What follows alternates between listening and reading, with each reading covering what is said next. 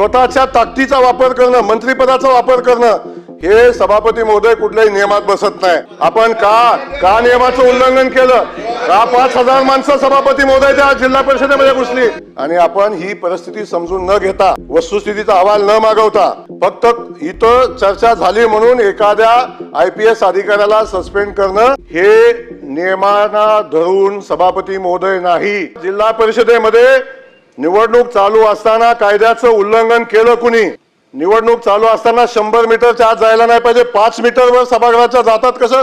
आणि आपण मंत्री म्हणून काम करत असताना जिल्हा परिषदेच्या परिसरामध्ये असलेल्या पोलिसांना शिवीगाळ करण्याचा अधिकार दिला कुणी? आणि आपण ही परिस्थिती समजून न घेता, वस्तुस्थितीचा अहवाल न मागवता, फक्त इथं चर्चा झाली म्हणून एखाद्या IPS अधिकाऱ्याला सस्पेंड करणं हे नियमांना धरून सभापती महोदय नाही। त्या ठिकाणची परिस्थिती, कायदा सुव्यवस्था धोक्यात आणण्याचं काम केलं कुणी? जर त्या ठिकाणी आजपर्यंतच्या इतिहासामध्ये जिल्हा परिषदेची निवडणूक असताना त्या ठिकाणी मंत्री कसे जातात? का कायदा सुव्यवस्थेचा प्रश्न निर्माण होतो? 2-2, 5-5 हजार कार्यकर्ते कोण बोलवतं?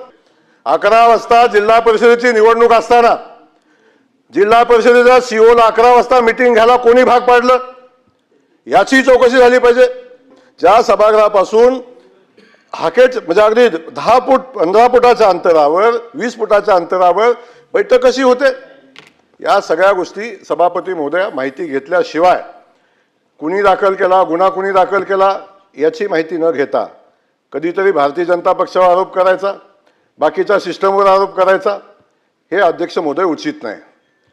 ज्यांनी दाखल केला गुन्हा तो राष्ट्रवादी पक्षाचा कार्यकर्ता आहे, तो त्या सदस्याचा मुलगा आहे।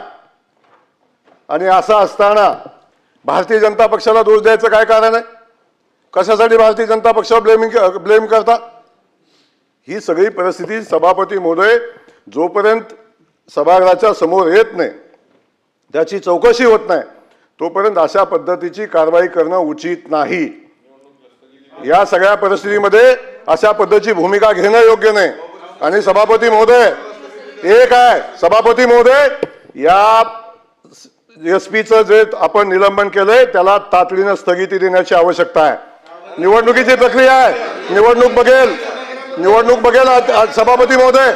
निवडणुकीमध्ये जी प्रक्रिया झाली ती निवडणूक स्थगित करण्याचा अधिकार इथं नाही सभापती महोदय। त्यामुळे सभापती महोदय अशा पद्धतीनं निवडणुकीच्या प्रिमायसेस मध्ये दहशत निर्माण करणं, स्वतःच्या ताकदीचा वापर करणं, मंत्रिपदाचा वापर करणं हे सभापती महोदय कुठल्याही नियमात बसत नाही।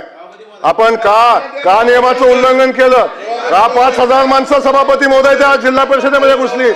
5-5 हजार माणसं जिल्हा परिषदेमध्ये जातात निवडणूक चालू असताना सभापती महोदय। अशा पद्धतीचं वातावरण तिथं निर्माण करायचा, कायदा सुव्यवस्थेचा प्रश्न निर्माण करायचा आणि त्या ठिकाणी तो प्रश्न निर्माण करून सभापती महोदय निवडणुकीच्या अनुषंगानं अशा पद्धतीचं वातावरण